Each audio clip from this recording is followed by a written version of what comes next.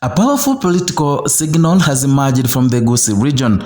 The former South Magara MP Omingo Magara now says the coronation of Fred Matiangi has settled the debate, asking Simba Arati not to be insensitive. Welcome to Kenya Lens Media. We bring you news updates as they break, and kindly consider subscribing. Now, the former South Magara Member of Parliament Omingo Magara has declared that the political coronation of Fred Matiangi as the Kisii community spokesman has silenced skeptics and cemented the region's political direction ahead of the 2027 general election. Speaking on March 2, 2026, during the television interview, Magara described the three-day tour by the United Alternative Government as a decisive statement that the region has made up its mind. The event at Ekerenyo grounds in Nyamira County was not presented as an ordinary political rally. It was framed as a moment of endorsement, a moment of consolidation, and according to Magara, a moment of clarity. On February 23, 2026, Fred Matiangi was coronated as the Kisii elder and community spokesperson in a ceremony attended by leaders aligned with the opposition or rather United Opposition, now rebranded as the United Alternative Government. Crowds filled Ekerenyo grounds. Subsequent rallies at Kisii Stadium and Nyamira town also drew large turnouts. For Magara, the symbolism was unmistakable. He said the narrative surrounding the visit was intended to confirm political direction. In his assessment, the region has chosen its path. The Kisii region has long been regarded as a stronghold of the Orange Democratic Movement. For years, ODM enjoyed deep support from Kisii and Nyamira counties, but political alignments are now shifting. The United Opposition has been actively courting the region. At the same time, Jubilee Party structures appear to be consolidating around Matiangi's leadership role.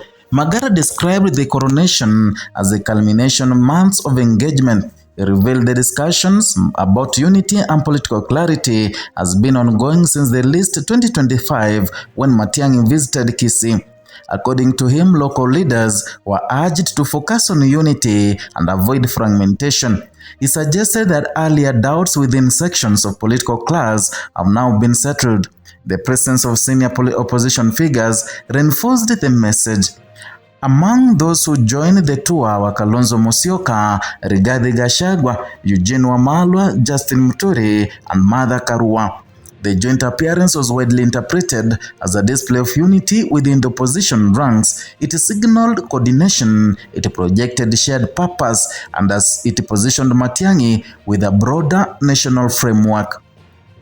And for the opposition bloc, consolidating strong regional bases is central to 2027 strategy. The Kisii vote is significant.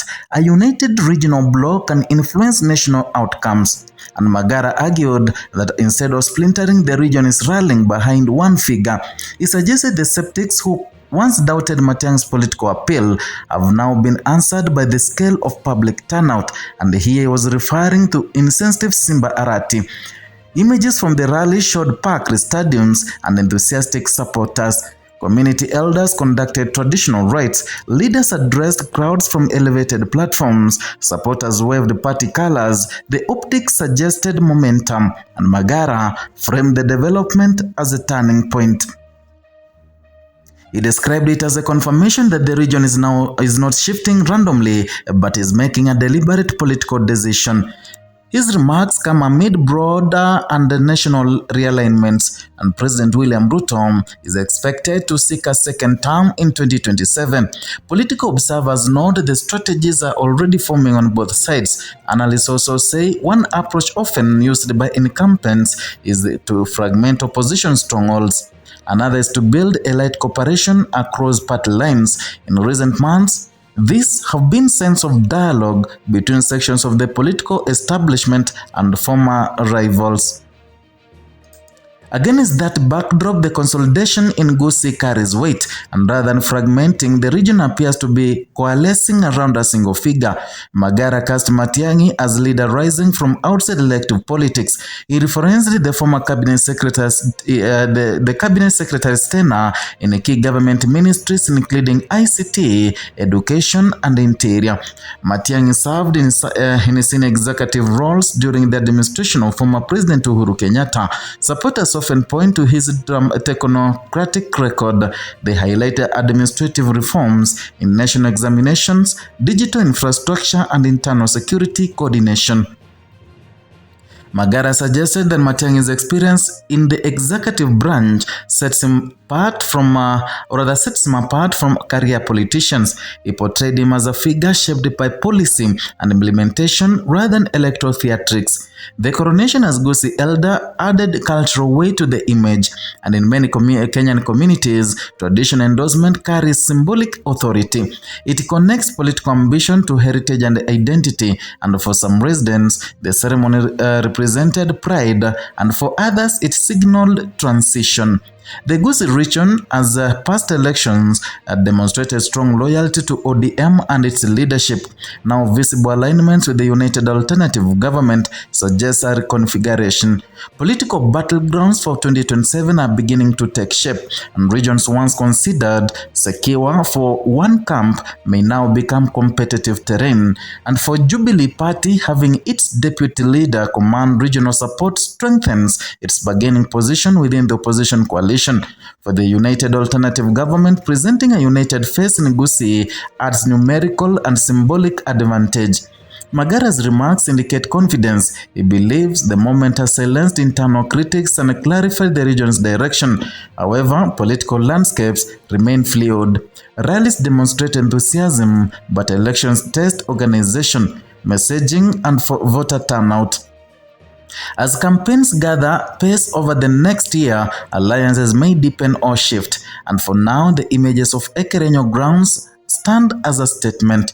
A community elder coronated, opposition principals standing side by side, crowds filling stadiums, and the former MP declaring that skepticism has faded.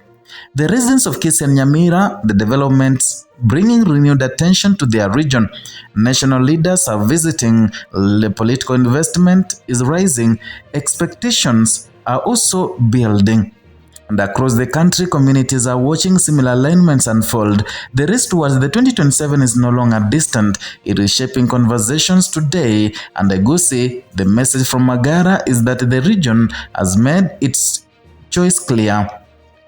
As Kenya edges closer to the next general election, the echoes from Ekerenyo suggest that in the battle for 2027, unity is key, or rather in key regions, may prove as decisive as the ballots themselves.